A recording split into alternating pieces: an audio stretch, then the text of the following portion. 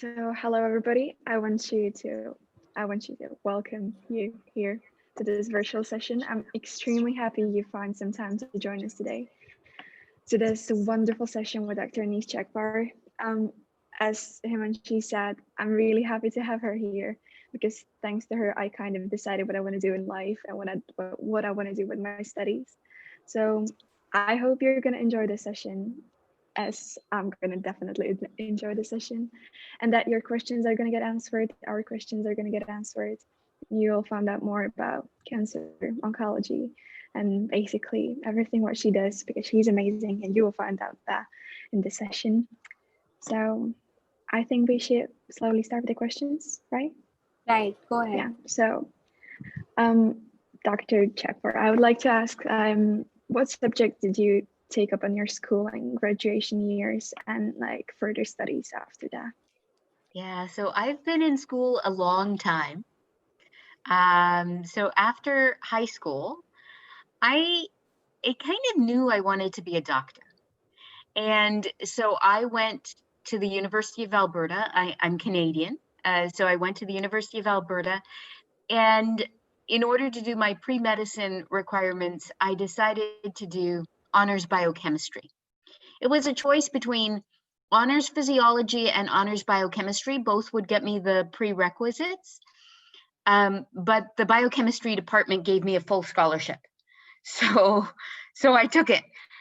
And so I did honors biochemistry, and I graduated with that in 1992.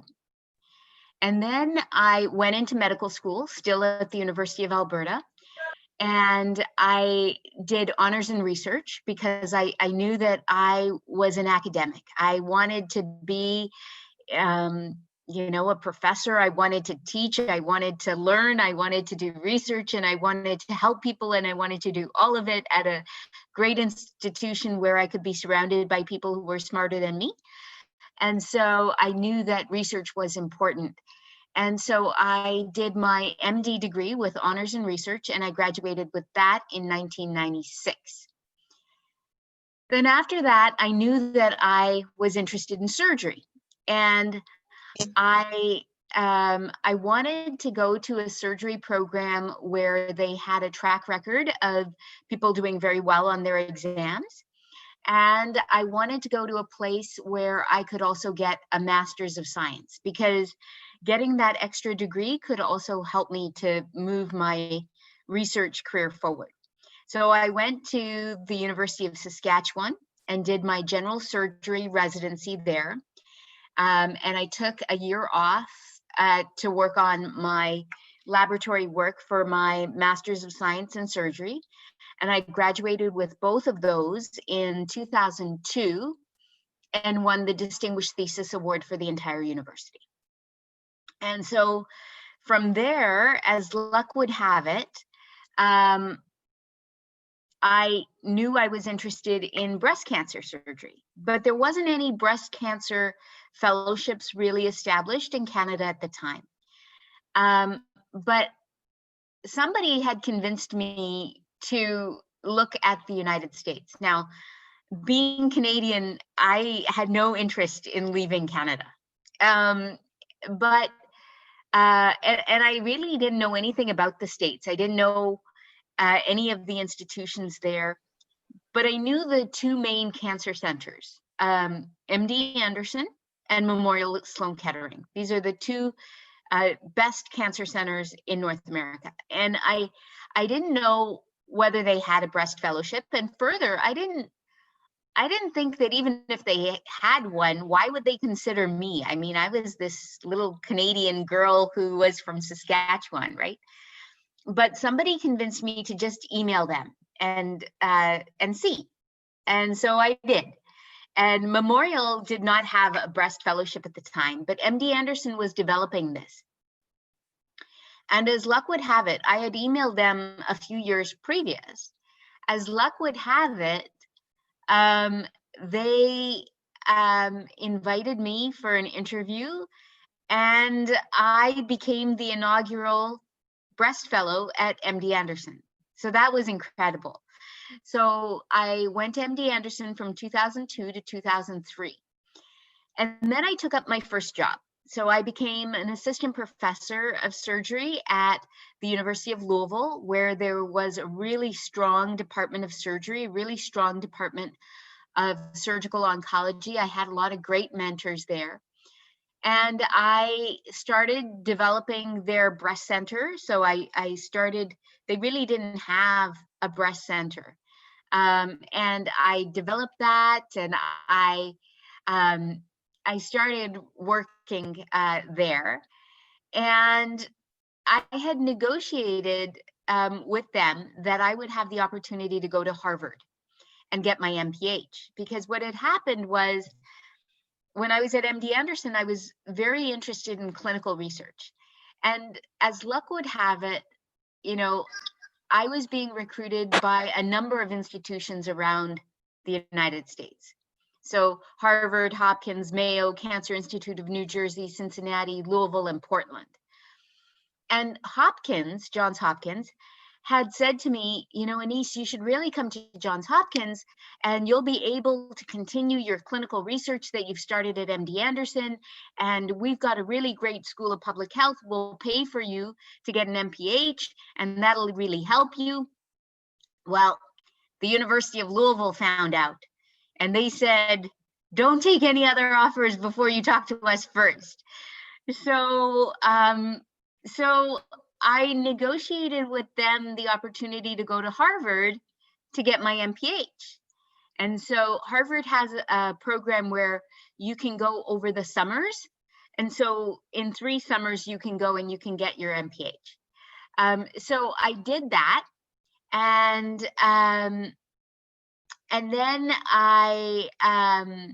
then I came back to Louisville, and that really helped me to get my first NIH grant. I became an academic advisory dean. I was doing really well. I was really happy. And after I got back to Louisville, they started another master's program, a master's in arts, in bioethics and medical humanities. And I thought, that sounds really interesting. And because Louisville had tuition remission, which means that if you're faculty, you don't pay tuition, you could do this for free. And it was evenings and weekends. And I thought, that sounds really cool. So I did that. So then I finished that degree. And then I was really happy at Louisville, and I was living my life and doing my work. And then I started to get recruited by Yale. Now, initially, when Yale recruited me, I wasn't interested. I mean, I was really happy where I was. So I said, so you're Yale. I mean, I'm really happy where I am. Why would I leave? And so, but they were very persistent. And one thing led to another, and I ended up becoming the director of the breast center at Yale. And I had negotiated with them also that I wanted to get my MBA, because I knew that Yale had an MBA for leadership in healthcare. And I knew that this was a program for executives, so that I could meet people who were mid to senior level executives in healthcare, in insurance, in biotech, in generic pharmaceuticals, in medicine, all kinds of people. And I thought this would be really great, especially when, I'm kind of moving towards leadership. I could really benefit.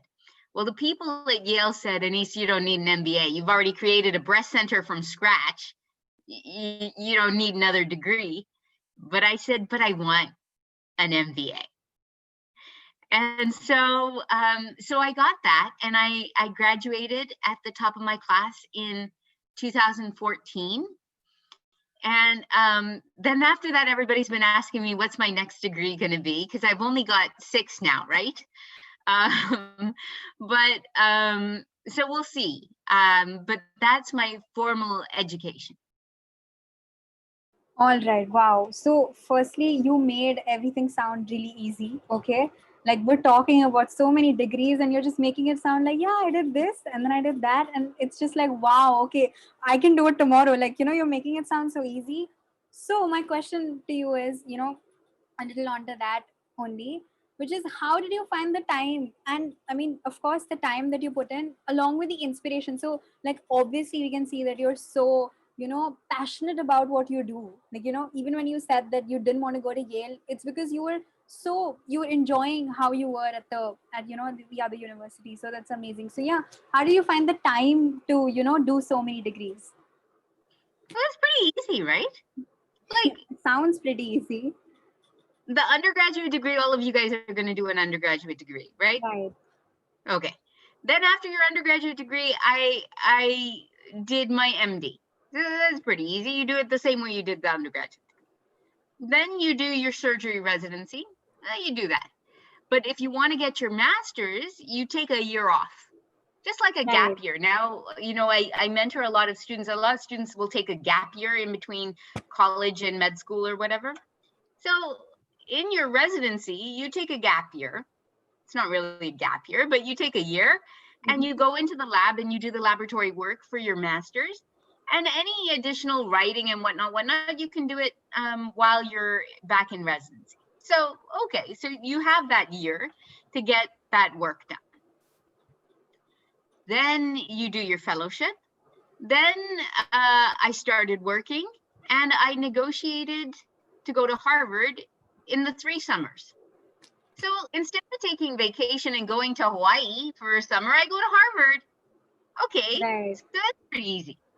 Then I came back and the Masters of Arts was evenings and weekends. Well, instead of watching TV or, going to the movies evenings and weekends, you can go to school. Okay, so that's pretty easy.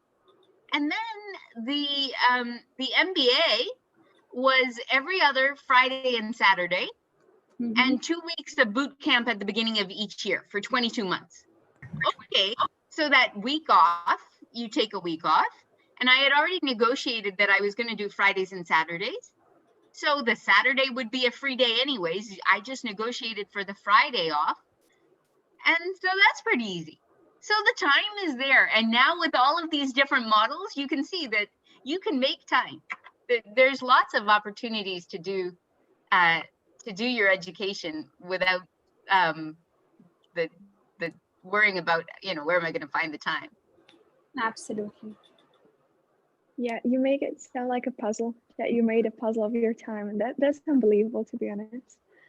And thinking about all of the degrees you got before and how you were progressing through your education, what was the inspiration to become an oncologist? What was the feeling that I want to do this? Yeah. So it actually didn't start that way. So it started, I knew early on that I wanted to be a surgeon. That's the only thing I knew. And this is going to sound really strange, but nobody in my family at the time was a doctor. Like there are no doctors there. Now it's me and my brother, but my brother is younger than me. So at the time, there were no doctors in my family. So I had no like role model that I said, I want to be like that person. But I knew early on that I thought I wanted to do that.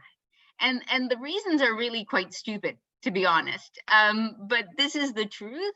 So, I always like to be very mechanical. I like to take things apart, put them back together. I liked science and I liked math and I liked understanding anatomy and physiology. And in grade 4, when we were dissecting frogs, I thought that was like the coolest thing ever. Meanwhile, all of the other girls were shrieking at the back of the room, "Ew, gross." But I thought this was so interesting, fascinating. And so then I kind of had this sense that, maybe this is what I wanted to do. And then as I grew older, I kind of started to get a sense of my own personality and what I was like. And I thought that things fit with what my stereotypical view of a surgeon was, in the sense that I like fixing problems. I like to see a problem, fix the problem, move on to the next problem. I like working with people. I like helping people. I like working in a team. I like leading a team. I am a little bit assertive, and I just, so I kind of thought, all of this seems to fit with what I think a surgeon is. But of course, I had never seen surgery. I knew nothing about being a doctor, but I kind of had this sense. And over time, it kind of grew, right? So I entered college with this thinking that I was going to go into medicine. And I spent my summers doing research in a cardiology lab because I thought that I was going to be a cardiovascular surgeon. And I enjoyed that. And then when I entered medical school, I spent a lot of time shadowing surgeons, like right from the get-go. I would spend every summer, every break that we had, Christmas break, doing electives with surgeons. And I loved it. I loved everything about it. I loved being in the operating room. I loved these surgeons seemed to be so brilliant to me, like they could figure things out. And when something bad happened, somebody got shot, gunshot wound, or somebody got stabbed, or something major happened, you always called a surgeon, and magically they fixed it. And I thought, wow, that's really great. And then as I went through medical school, that love of surgery only grew. And then I started to think, what kind of a surgeon do I want to be? And so then I entered surgery, my surgery residency. And what I discovered was I liked all kinds of surgery, but I especially liked breast cancer surgery. And I liked breast cancer surgery for a million reasons. I liked it because the operations were not too long. Like this was not a 14-hour liver transplant, but it was not a 15-minute cataract. So they were not too long, not too short. There was no poop, pee, pus, gross stuff, right? It's clean surgery. It's cosmetic in the sense that it's beautiful, but it's not vain. It's not plastic surgery, right? It's not like I want, but this nose is not perfect, right? It was not that. It was making a meaningful difference in people's lives. I liked that the outcomes were really good. So people do really well with breast cancer, especially when you can take the breast cancer out and you were the one doing it. I liked that you took people at a point when they felt that their lives were turned upside down and you made it right side up. I liked the relationship that surgeons had with their patients in breast cancer surgery because you follow these patients for a long time and they trust you and they value your opinion and you're their partner in this journey. I liked the fact that the surgery itself was very meticulous. It was detail oriented. I liked the fact that it didn't happen at 3 a.m. This is not trauma. So it is possible to have a life.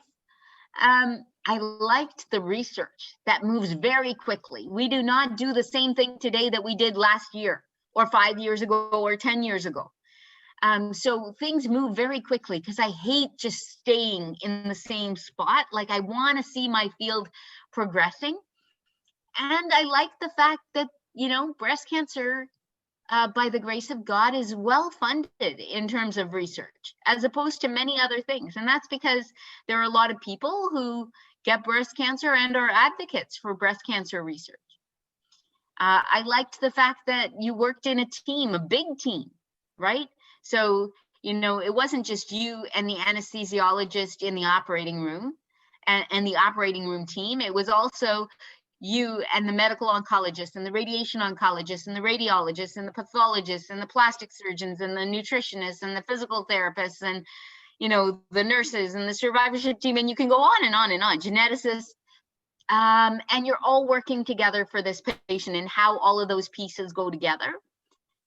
So I liked breast cancer surgery for a million reasons. So that's kind of how the story started. I didn't start with a desire to go into cancer and then decide that I wanted to go into surgery. I kind of started with, I want to go into surgery, and then found my way to cancer and breast cancer in particular. Okay, wow, that is extremely inspiring. Okay, so my next question, yeah, my next question to you is that how do you think, so you have an MBA, right? And you explained how you'd be able to meet a lot of people, and you even said like in this answer that you love to lead. So can you also tell us how it's helped you in your profession, or, you know, in being a doctor or being an oncologist, having the MBA degree? So to be honest, it won't help you a ton. Okay, all right. So to be honest, when you remember, I told you that when I came to Yale and I negotiated for that degree, they said, Anis, you don't need an MBA. Right, The right. truth is that they were right. You don't need an MBA. You can be a perfectly good doctor, a perfectly good leader without the MBA. On the other hand, I loved it. Right. And I would do it again in a heartbeat. Now, if I had to pay out of my own pocket to do it, I probably wouldn't. Right. But because it's really expensive. Like, oh my God. And I'm really cheap, but it was a wonderful degree. I had fabulous professors. The thing is that you learn nuances that you didn't know before. Right. You know, things like, how does the global macroeconomy work? Mm-hmm. I Right. had no idea, right? How can you calculate the waiting time in line when you have so many people at a front desk and you have so many rooms that you're trying to room patients in? How can you optimize that equation? I had no Right. idea. I now know the math and how you can figure that out, right? Some things I think are intuitive, right? How to Absolutely. negotiate, supply and demand, you know, basic, you know, marketing. You know, some things are pretty intuitive. Mm-hmm. Some things were nuances. But I think what I loved about it was that it made so much sense and it is so applicable to your entire life. Like, I would sit in class and I would think, how can anybody go through life without an MBA? I mean, I'm learning so much that I can apply to my life. Right. And you'd be at work and you'd be thinking, wow, see all of the places where I can apply what I learned. But do you absolutely need it? Is it requisite? The answer is no. Is it fun? Yes. Will you learn a lot?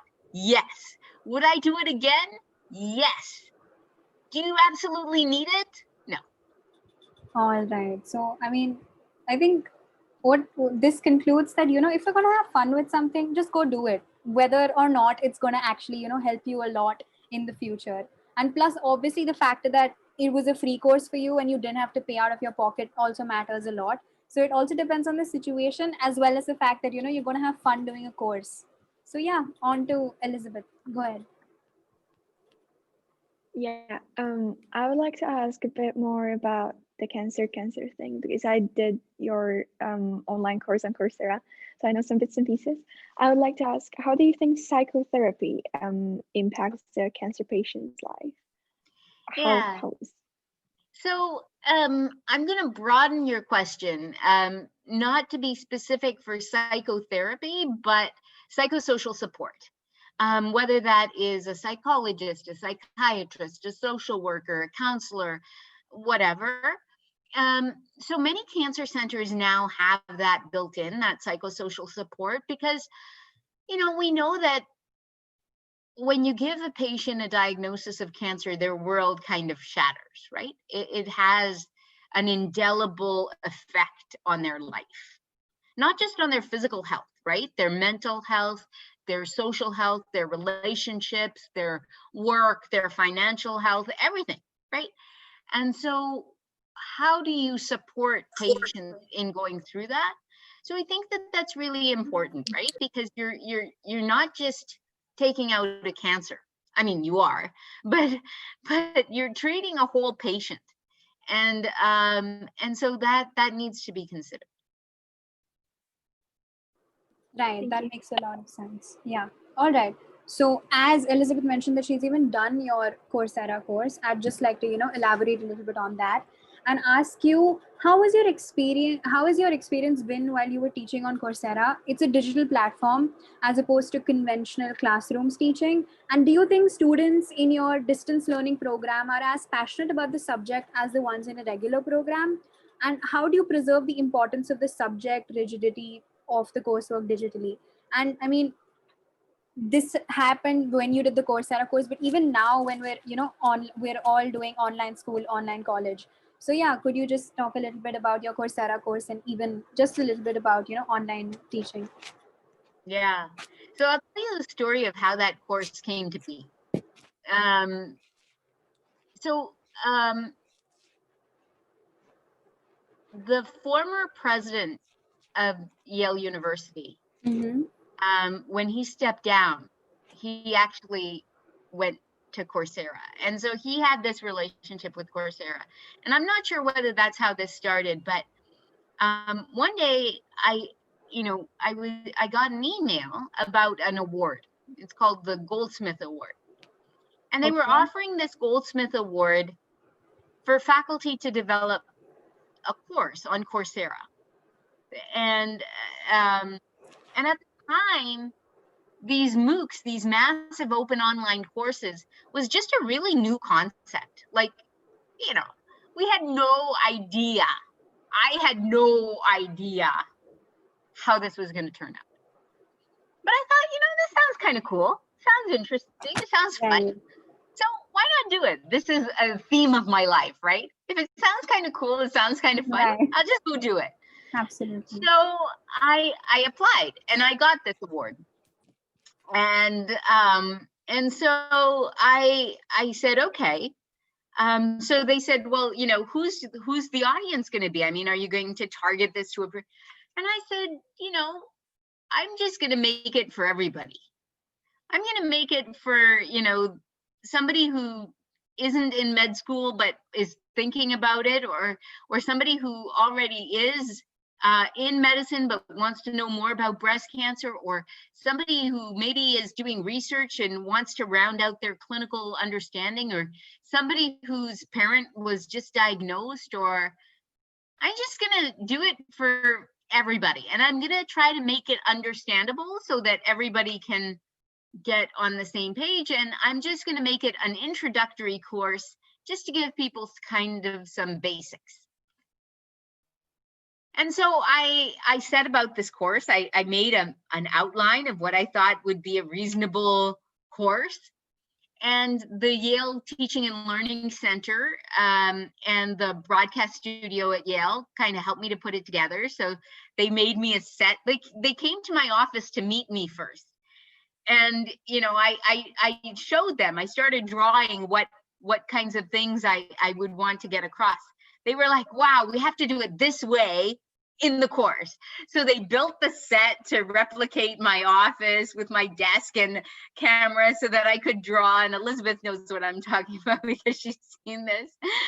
But so they did this, they did all of the video and the set, and the people from the Teaching and Learning Center all put it on the platform. I knew nothing about all of what was going on behind the scenes. I would just show up and teach. And then I did some interviews with some colleagues because I thought it might be boring just listening to me talk all the time. I'll get some other people to talk, and we'll do some interviews and things like that. So I built this course, and it goes online. And I must tell you that I had no idea. I had no clue what it was going to turn out to be. Like now we have 35,000 people taking the course all over the world. And every day, nearly every day, I get an email, a tweet, a LinkedIn message, a Facebook saying, I'm taking your course. I really love it. It's, it did this or it did that or it did the other thing. And so it's been remarkable. I think the people taking the course are really passionate and come from all different parts of the world, all different walks of life. During the pandemic, I just for fun, I started a YouTube channel to kind of provide some extra information, because some of the people in the course were like, we want another course. We want breast cancer part 2, or we want a course on oncology, or we want kind of more on general health. And I thought, oh my God, how am I going to do this? But so then I thought, okay, well, I'll make these YouTube videos. Not that I had ever learned how to do this before, but I thought, it'll be fun. I'll learn. So I did. So now I have this YouTube channel, which has videos and interviews and so on. So for example, today we've got a premiere coming out with Jill Lacey talking about pancreatic cancer. So that's been an interesting kind of touchstone.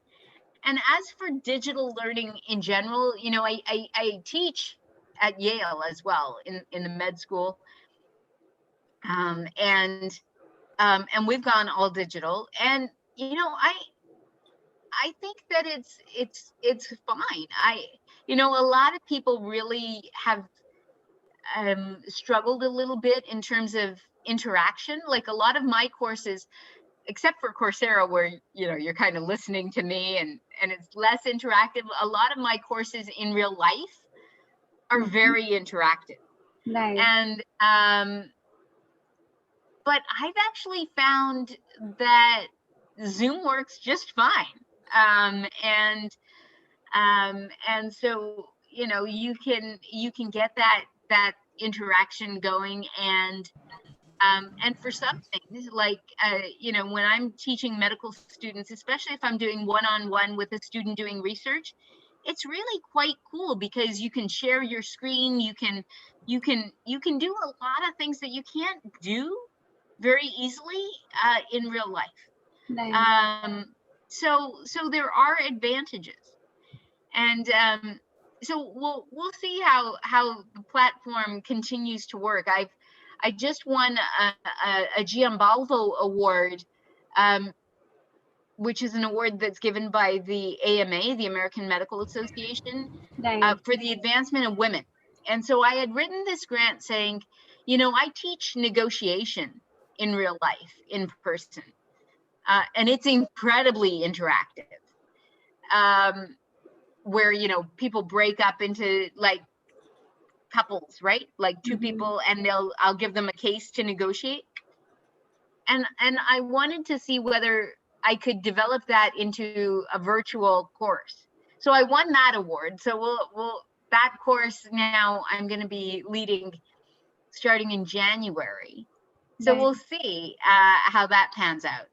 But if that goes well, who knows? That could be another sustainable offering that I will have on a virtual platform, because the truth of the matter is this: there are a lot of people who cannot make it, even outside of a pandemic, right? Who cannot make it to a particular venue for a negotiation course. There are people who cannot come to Yale to learn about breast cancer, right? So how do you democratize education, right? How do you make it more accessible? And I think online learning and virtual learning is really going to take off. I think that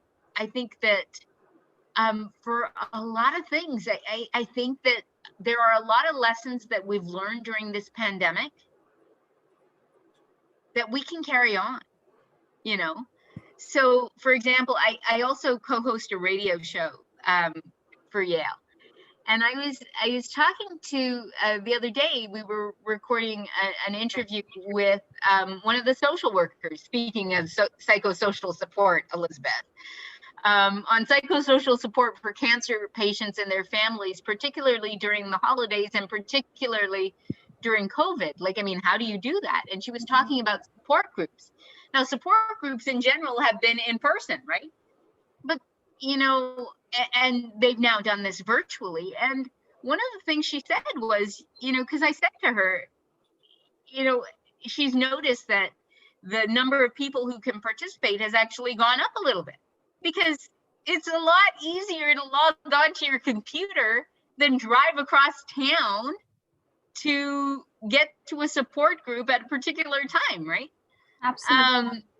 And so, you know, they're going to continue to offer it online.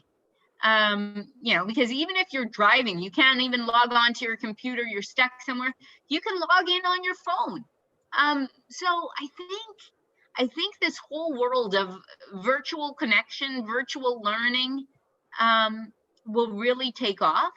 And in terms of Coursera, I mean, we've seen, my course had an uptick in the pandemic of 77%, right? So almost doubled, because, you know, people had the time and they wanted to do something online. And there are lots of platforms to do that, right? Coursera, edX, LinkedIn Learning. I mean, and a lot of these are free. Like, how cool is that? You can get a free education. So I also have been taking some classes online on all of these platforms too. It's fun, and it's a great way to expand your mind and learn from some of the best people all over the world. Absolutely. And you know how you mentioned that making it accessible to people, and you know, even the time and how you can just log on to your computer. So even the session that we're having, there are people from all across the globe. Elizabeth, I mean, I'm in India, right? You're in the US, Elizabeth is in the UK, and everyone's in different parts, but we've still come together to have this session. So it's amazing. Also, you mentioned that you know, you're hosting this radio thing on Yale, you know, like at Yale. That's amazing. I won't be surprised if, you know, next year we get to know that you have your Netflix special wherein you talk about oncology. Like, I'm not kidding. Like, I just wanted to say this because it's just amazing as to how easily, you know, you don't, I don't think you've rejected anything that you've done. You know, any offer comes by, you're like, wow, great, I'm going to enjoy this. Let me do it. So I really love that. And it's amazing. Also, for our viewers, this Elizabeth is going to ask the last question, after which we'll open it to them and they can type in questions and ask you questions. So yeah, Elizabeth, please go ahead.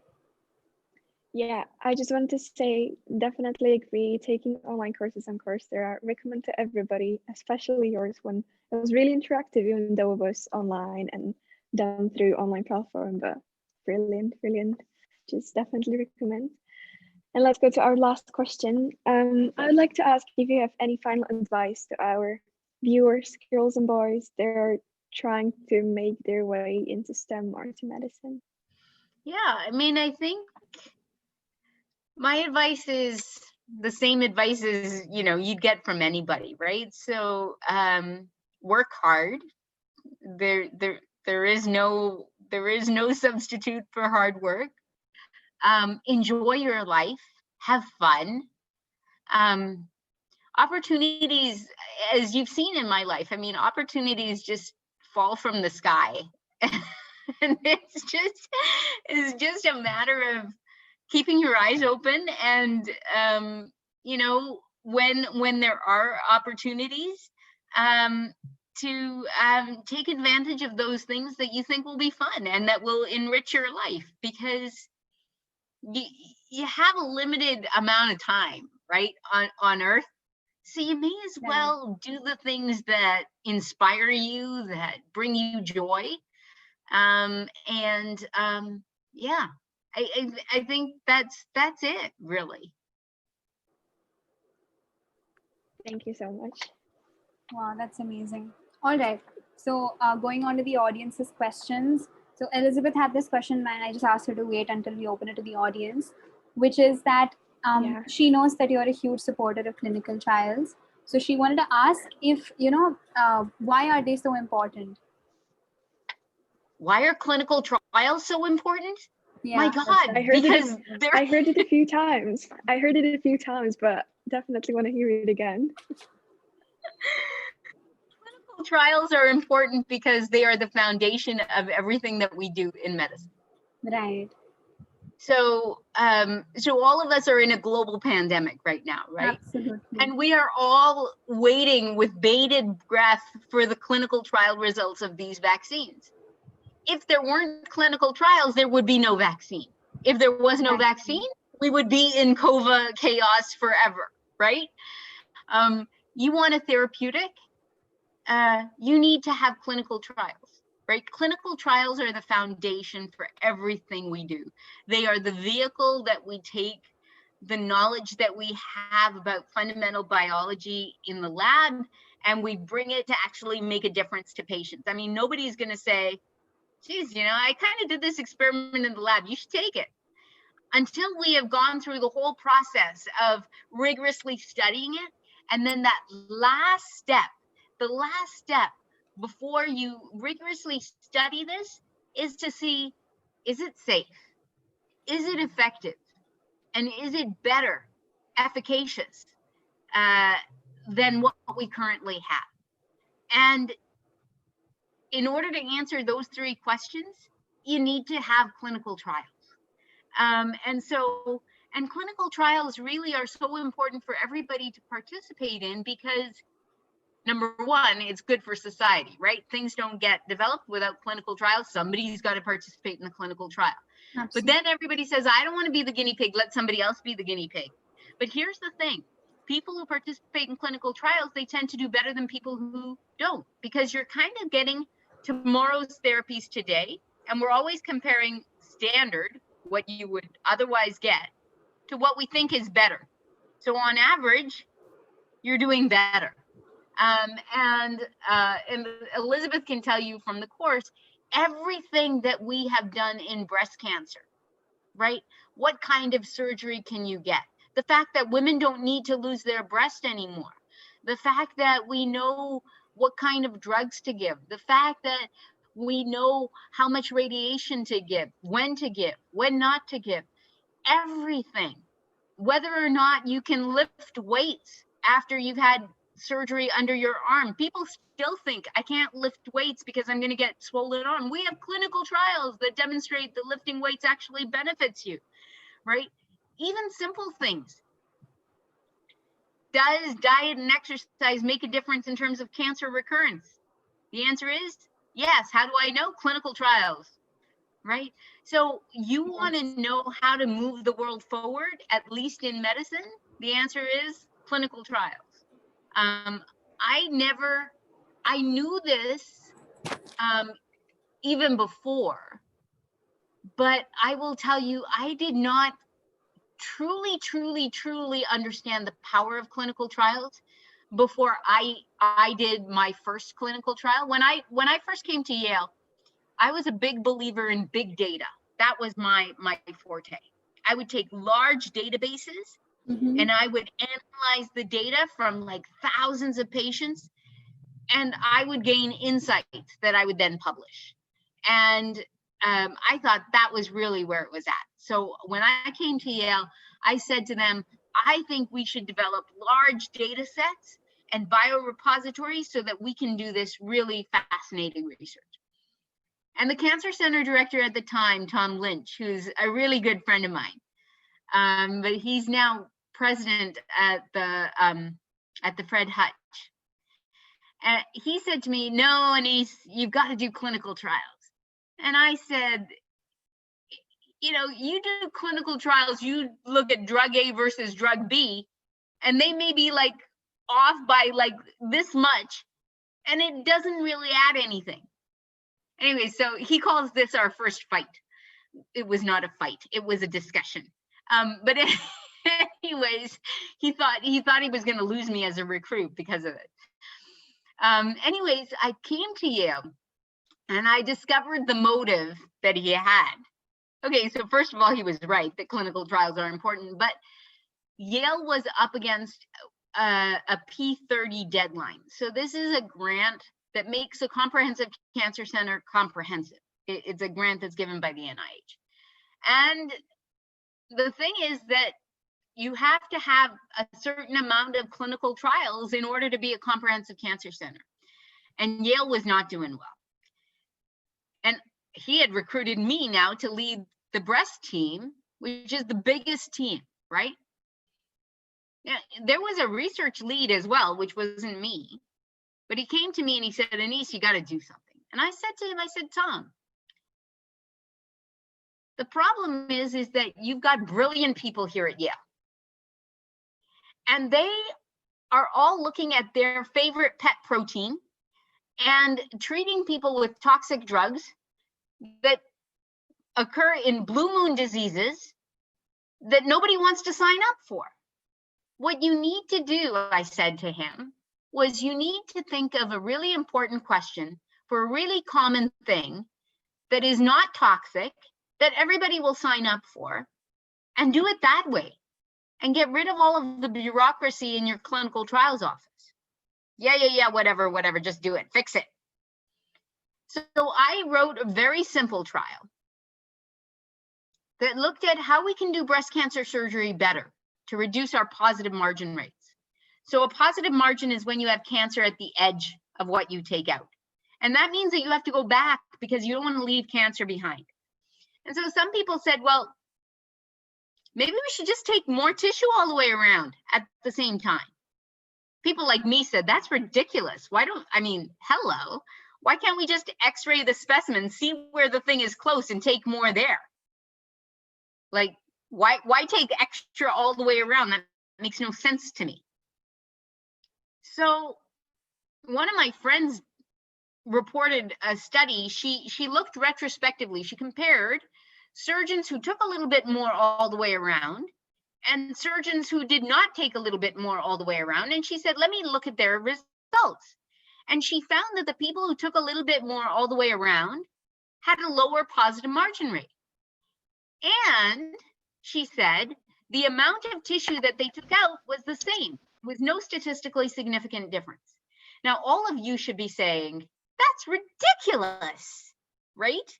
That's ridiculous. It is mathematically impossible for you people wanting to go into STEM. It is mathematically impossible to take a little bit more and not take a little bit more at the same time. It is mathematically impossible to take more and to have the same volume removed at the same time. So the only way to explain her results is the following. The people who know that they're going to take a little bit more, they take less to begin with, and then they take a little bit more.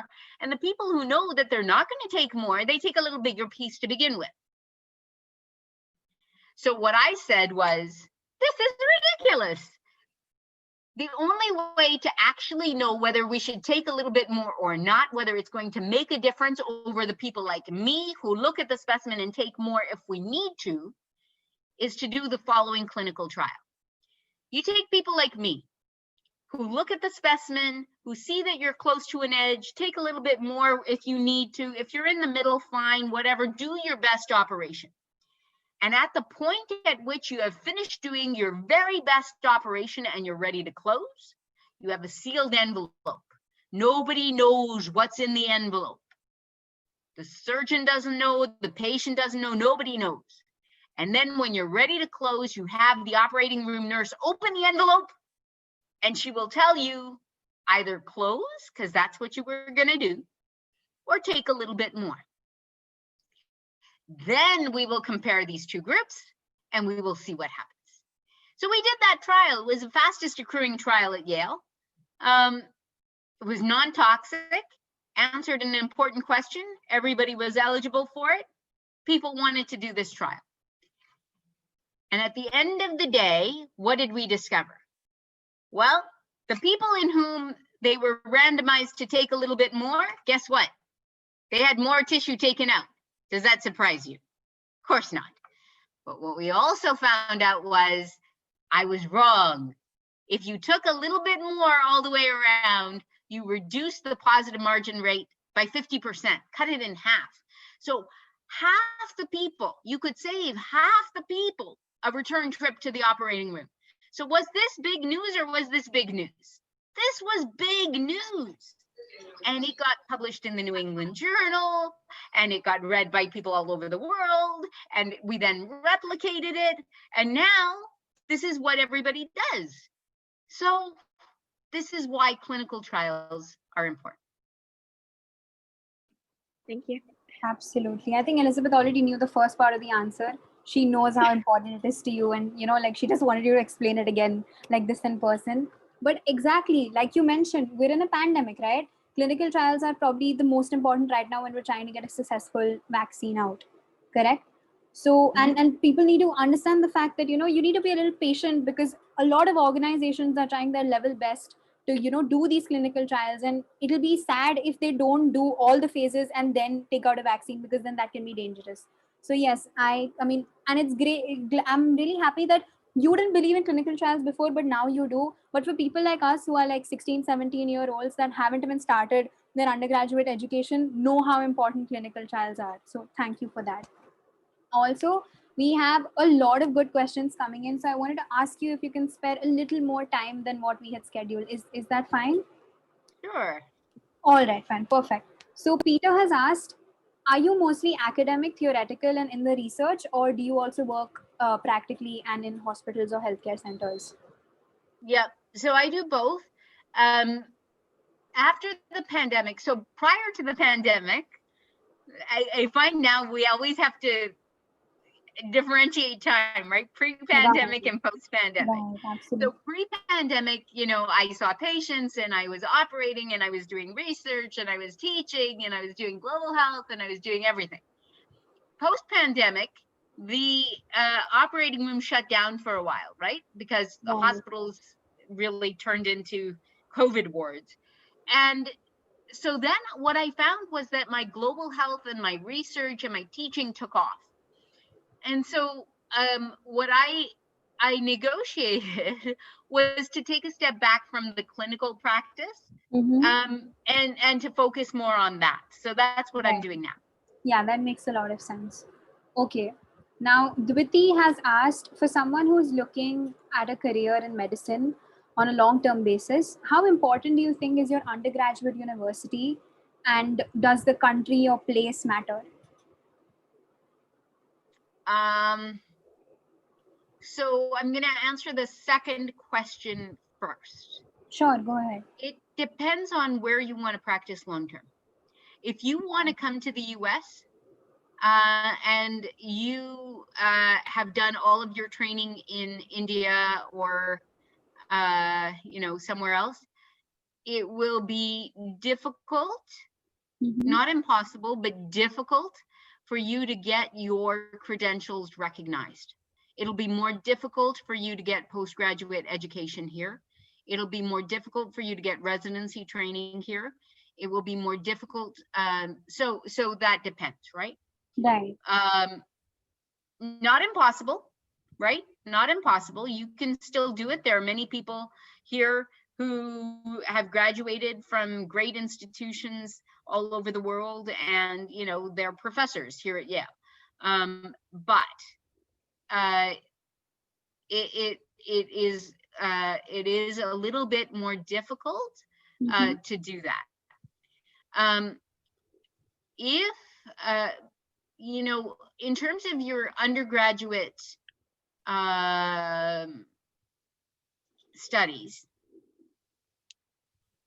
I always used to think that you had to go to Harvard or Yale as an undergrad. And remember, I didn't do that.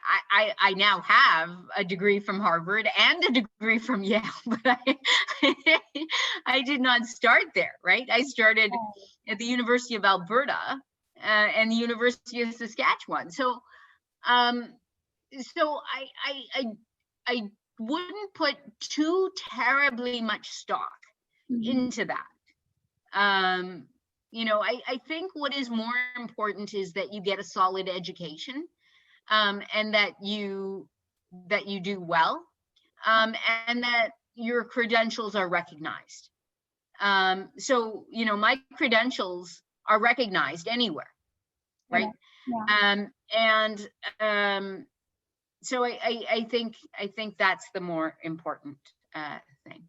Yes, that makes a lot of sense. And I think, how you mentioned even at your time, going to one of the Ivy Leagues was probably, like the best, the thing that everyone needs to do when they're going for an education, especially in the US. I think it still exists. So thank you for saying that, you don't really need to be there at your undergraduate level. You don't need to start there. And I mean, you're such a perfect example for that. So yeah. Okay, now Niralsi has asked, did you ever face any significant failures in your academic or professional life? If yes, then how did you overcome them? Too many. Right. I think I think that when you face hurdles, I don't like to think of them as failures, although you could certainly couch them in that term. Right. But when you struggle, when you face hurdles, I think that's where I matured the most. That's where I grew the most, and that's where I learned the most. I think a lot of that, though, came late for me. A lot of,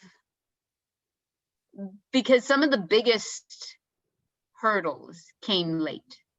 Right. And it was only, I would say, in the last decade where you really start facing some challenges that you start learning important lessons that you never learned before.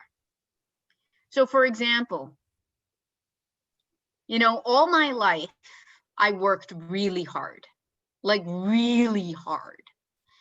And I focused 110% on my work, on my studies, really hard. Evenings, weekends, 24/7, always on. To the detriment of some other aspects of my life. But when the shit hits the fan, excuse my language, Okay. and you're faced with these challenges, you realize that your work is not going to be there for you. They're not going to come to your funeral. They may put out a very nice, obituary. We mourn the passing of. But they're, they'll move on. Who's going to come to your funeral? Who's going to cry for you? Who's going to help you through the hard times? Your family and your friends. Your family, your mom, right? How many of you call your mom? So one of the big pieces of advice that I got from a mentor of mine before I left Louisville, very good mentor of mine, said, Anise, you've got to call your mom every day. I said, Dave, there is no way I can call my mom every day. He said, well, at least every week. You got to promise me you're going to call your mom every week. And I said, okay, Dave, whatever makes you happy. Like, I'm a busy chick, but fine. I'll call my mom every week. I will tell you, you have got to call your mom at least once a week. You have got to keep your relationships to your family. You have got to keep your relationships to whatever faith-based community you belong to, if you belong to a faith-based community. Like these are,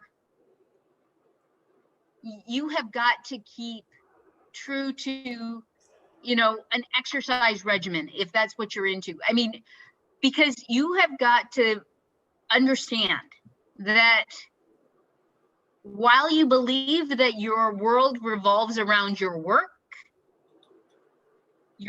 is only one part of your life. And you cannot disregard the other parts of your life that will be there for you in good stead. And you need to cultivate those other aspects of your life so that you can be physically healthy, mentally healthy, socially healthy, financially healthy, right? These things are not necessarily tied to your work. They may be, right? You may get great social benefit from your work. I know I do. You may get financial benefit from your work. I know I do. Yeah. But these other parts of your life, they contribute. And I realized too late, I think, the importance of these other things. But that is an important lesson that I learned. Wow, that actually makes a lot of sense, because even now when we're, working hard to get into a university or just studying in general, we tend to neglect our mental health, our physical health, especially health aspects. Now that we're in the pandemic, we end up spending much more time with our family and friends because, we just have to stay at home. So that's a plus point. But our mental and physical health is also extremely important, and we should take care of it no matter what we're going to do ahead in life, or no matter whatever we're preparing for, no matter how hard it is.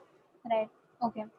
All right. So Vrinda has asked, she is basically on the same path as you, and she wants to complete her MBBS in India and then a few abroad universities for post graduation like Yale, ECU, and surgical residency in cardiology at Cleveland Clinic, Ohio. Wow, I'm like very amazed as to how specific this is. That's amazing. So, what are your thoughts on this path? Well, I think it's great. I mean, I think you should follow your dreams. I think that, she should do her research in terms of figuring out what steps she needs to take to reach that ultimate goal. Right. And, I am not well versed in that because I clearly haven't done my MBBS in India, right? But when I was going through my training, initially I had no desire to move to the States, zero. Like I did not even understand that there was a large landmass south of the 49th parallel, right? I'm diehard Canadian. But to keep my options open, I did all of my exams in parallel. I knew that my Canadian exams, my Canadian credentials would be recognized in the States, but I did the US exams in parallel. But for foreign graduates, I think that it is sometimes a little bit more difficult. I would tell her to find out, what does she need to do to ensure that she can transition to the US? What are the steps that she needs to take? Because I do know that there are people who get to that phase and then they hit a roadblock because it's more difficult for foreign grads to get postgraduate positions here. Right, that makes a lot of sense. So yeah, do your research. Okay. Now, Dviti has asked, again, a good question. What is the interface of law, politics, and medicine? Because in 2020, it seems more important than ever to bring in the humanitarian aspect of medicine. So for young leaders, how do we have a career in that space? Yeah, I love that question. I actually am fascinated by that intersection of law, politics, and medicine. Which has made me start thinking about doing a law degree, actually. But if I was going to get another degree, that would probably be the next one I would get. But I think that you have so many opportunities, right? So you could go into medicine and get politically active, right? In advocacy and so on and so forth, of policy. You could go into law and approach it from that way, do medical law, not necessarily even medical malpractice, right? But you could get involved in important cases in that are related to public health, for example, or you could go into public policy and set policy with regards to medicine and as well, right? So whether that is developing, policy on public health insurance or vaccination programs, you could go into public health and do things at that intersection. I mean, there are many ways to follow a career at that intersection. So I think, it's an exciting path, and there's many different roads that will all lead to kind of similar veins. It kind of depends on what exactly you want to do. Absolutely. All right. So Sneha has asked that she's looking forward to a research career in cancer biology. So are there any books she can, like read? She wants to ask if you can give some book suggestions for cancer biology. There are too many. The one thing that I would say is, to be honest, books are outdated. Right. So in order for a book to be published, you're looking at information that is at least 6 months to a year, and sometimes even longer, outdated. Mm-hmm. And because science moves so quickly, the up-to-date research is always published in journals. Right. And cancer biology is a very broad topic. So, like, what I would suggest is actually going online and finding online courses that'll kind of give you a foundation in cancer biology, and then going from there and kind of honing down what your interest is, and then reading about that in journals. Yes, that makes sense. That way you'll get the latest research and you won't be behind. Absolutely. And you mentioned that cancer biology is broad. So, like, speaking of broad things, how do you think STEM will progress in the coming years? Well, I think that it is rapidly evolving. I mean, I think that, historically we used to talk about, science, technology, engineering, math, and how these are fields of the future. I think that we now know that, like, this is so rapidly evolving, right? And there are so many paths that you can take. So it's not just medicine, and I think that there are increasingly innovative challenges that society faces that will be addressed by STEM. So things like, how do we deal with the climate crisis? Right. That's a question for STEM.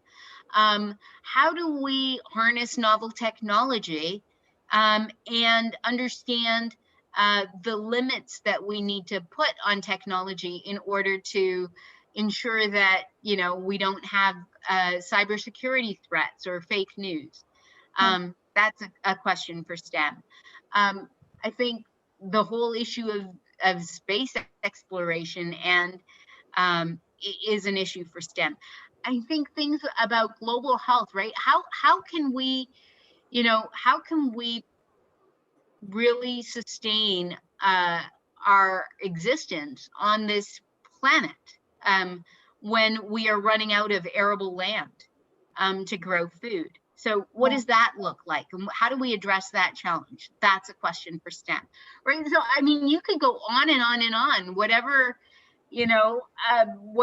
are the questions du jour. So many of them are answered by careers in STEM. Absolutely. And it's so fascinating that, almost like you mentioned, almost everything can come under some particular STEM field. So yeah, that's amazing. Now, Prakriti has asked, is it true that women's symptoms / pain are initially brushed off as hysteria? If this still happens, what can be done to improve the situation? Yeah, I think that is less common. Because I think that people are getting wise to the fact that historical notions about gender differences may have been misguided. But I think that in total, what needs to be done is we need to engender a generation of women leaders and scholars who can set the record straight, right, and who can be examples, and who can do the research, and who can voice opinions, and who can correct historical misperceptions. Absolutely. Right. Okay. So Vrinda has asked another question. She's asked that in 10 years of time, Do you think the radiation aspect of diagnosis and treatment will be in terms of a permanent career path? I'm sorry, say again? So she's basically asking if the radiation aspect of diagnosis of diseases and treatment, can that be a permanent career path in the future? So it already is, right? I mean, Exactly. radiology, I mean, how do we make diagnoses? Well, a big part of it is based on x-rays, right? How do you diagnose breast cancer? Well, mammograms, that's x-rays, radiology, right? How do you, pancreatic cancer, CT scans? I mean, x-rays are very much a part of the diagnostic portfolio of what we do, and radiologists do that. That's what they do. That is a career path. And so whether it's a radiologist or a radiology technician, there are plenty of careers in that. Right. Okay. Now someone else has asked me a question privately, and I really want you to address this. She's asked if failing, I mean, can failing in high school hinder you from pursuing medicine? Yes and no. Okay. So it depends on what you do with that failure. Right. So now I don't know what you mean by fail. Like, do you mean I failed a class, or I failed a grade, or I just stopped going to high school, or didn't get my diploma, or what do you mean? I think failing the class. Okay, so you fail a class. Okay, so now it depends on what you're going to do with that. Right. If you fail the class and you drop out of high school and you go home and cry and you never go to college, absolutely it will affect you going to medical school, because if you don't go to college, you will not go to medical school. If, however, you fail a class and you pick yourself up, you brush yourself off, and you say, what can I learn from that? How can I approach this? What happened? How can I do things differently?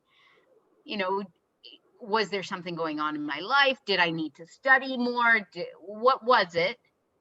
Can I redouble my efforts? Can I redo that class if I need that class? Can I still graduate high school? If I graduate high school, can I go to college? If I can go to college, can I work really hard in college and graduate college? If yes, then of course you can go to med school. Exactly. And like more than that, sometimes, even talking to your professors, asking them, what they feel can be corrected, or, like basically learning from your mistakes, figuring out what went wrong, like you mentioned, and then asking your professor, I don't know if you could take some extra classes, or, you could get some extra credits by doing something else. So just talk to people and understand what the issue was, and I'm sure you will not fail the next class. All right. Susanna has asked, I'm so sorry if I'm mispronouncing it.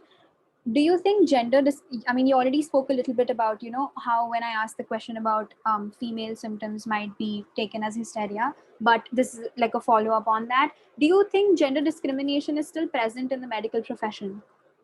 Absolutely. Absolutely, without question. So women get paid less than men for work of equal value. Women get promoted less often, even for same credentials. Women, I mean, in everything, in publications, in grants, in everything, and we know that. And so that's one of the reasons I told you that I just won this Giambalvo Award to teach negotiation. One of the lines that I wrote in my grant as one of the first lines is, women continue to be discriminated against in medicine in terms of pay, promotion, and perks. And that's true. And I don't think that it's just in medicine. I think that it's in everything. But medicine, we always think that, medicine, it's this this holy grail, these intelligentsia, enlightened people in a noble profession. Of course, there can't be yeah, right. Of course there is. Right, absolutely. And what do you think is, like a good way, or the best way to solve this gender discrimination that women face? I think that this is going to take time, and it will take, again, it'll take women coming up through the ranks who are intelligent and who can speak out. And it will take men as allies who speak out. And it will take society as a whole saying we need to be more transparent and we need to be more equitable. I think that women need to learn how to speak up for themselves and negotiate, which is why I teach negotiation. Right. But, I think that ultimately at the end of the day, unless society says we value equity, we believe in pluralism, we believe in having multiple different voices at the table, we believe that women have something to contribute just as men do. We believe that, people of all different races and religions and creeds and colors all bring something to the table, and that's valuable. And in that diversity, we are stronger. Absolutely. I think then you start valuing different people, and you don't value some people less than other people because everybody brings value, their own unique value, because everybody comes from a different background, life trajectory, right? A different background. And so I think that to reach that era of enlightenment will take time. Absolutely. I think that we're getting there. I mean, we're better than we were, 50, 60 years ago. Yeah. But it's gonna take time. Absolutely. And I love the fact how you said era of enlightenment, which just says that there's a really, really long time to go for, having equality in STEM and even like the medical profession, obviously. But, even at a very foundational level, like what we do as an organization, try to solve the issue of the lack of role models, the lack of, women role models in STEM. Like Elizabeth, like for that example, how she looks up to you. Similarly, we want people to attend the sessions of various STEM fields and figure out that yes, this is a person or this is a woman that has come through the same backgrounds and I can reach here. So it's really important to also I don't know, grab opportunities. Like you said, some things are so easily accessible, like they're in front of you but you don't know it, but if you know it, and like the web, it's amazing what all you can do on the internet. So yeah, just use your resources. All right. So I think this will be our last question by Nidhi. And she has asked, now worldwide, more women are having breast cancer and the prices of cancer treatment is also increasing. What are your thoughts about women who cannot afford cancer treatment and end up losing their lives? Yep. I think this is another issue. And it in different parts of the world, the issue is different. So in most parts of the world, there is some sort of governmental insurance. Right. And in those parts of the world, the issue may not be so much the cost, if cost is borne by the government, but in some cases, there are other issues at play. So cultural issues, still issues revolving gender differences, issues regarding transportation, issues regarding employability, and so on. In some parts of the world, it really is about cost. It is, in the US, we do not have universal insurance. Right. So if you get breast cancer in the US and you don't have health insurance, there are some charitable organizations that can provide treatment, but it is a matter of how do we as society figure out what are our responsibilities in terms of civil society? Is it the job of government to pay for your health care?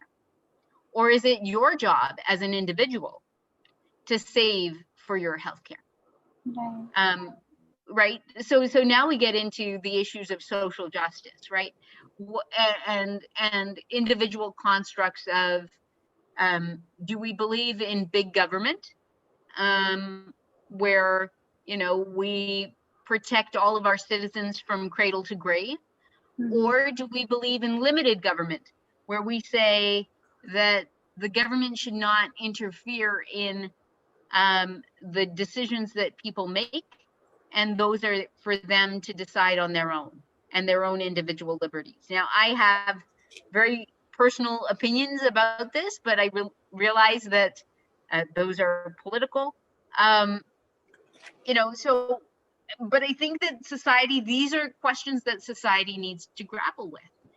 And I think that, this is where I think that we need to work as people in society to kind of decide what we want, to advocate for what we want, to start to move public policy in a direction that we feel would be more just and equitable. Right? It kind of comes down to, what is your responsibility to your fellow man? Should I be paying for your healthcare? And if we, and here I'm gonna, my own personal biases are gonna show through, but if we are selfish, the answer is gonna be no.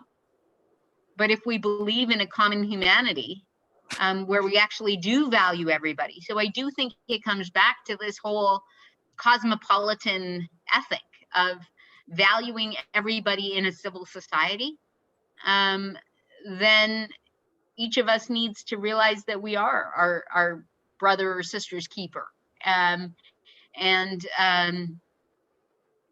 It comes down to, so this is where art mixes with medicine, right? It comes down to your philosophy. Do you believe in the veil of ignorance, like the Rawlsian concept of, it's a roll of the dice where you end up, right? It was an accident that you happened to be born into the privilege that you were born into. But you could have equally been born into a lack of privilege. And therefore, is it right that that you should be afforded privilege and exercise that privilege to your own benefit without considering others who, out of no fault of their own, may have had the misfortune of not being born into the same privilege? And so I think that then gets into, philosophy, which is another great, albeit non-STEM career, Right. that plays into everything that we're talking about. Thank you very much for your answer. I would love to just thank you for your time to take in this virtual session with us. Thank you all of our participants that they came to the session. I hope you all enjoyed this as much as I did, found out some new information, and I'm so thrilled for you to being here. Thank you very much. All right. Thank you so much. Take care, everybody. Thank you so much. And like, I just wanted to say one last thing, which is, how in your second last answer you mentioned about, inequality and how to, come over the gender discrimination. There's this one quote by Ellen Pao, who's the former CEO of Reddit, which is, if we don't shine a light on our inequities, nothing will change. So thank you for doing this. Thank you for coming here, talking to us. And I'm looking forward to your next big thing. Like, I'm serious about the Netflix on, okay? I'm going to be really happy if that actually happens. So thank you so much for doing this, and have a great day ahead. And of course, I'm so glad that Elizabeth could have this kind of an experience. So yeah, thank you so much, ma'am. Thank you. All right. Take care, everybody. Thank you. Yeah. Bye. Bye. Bye.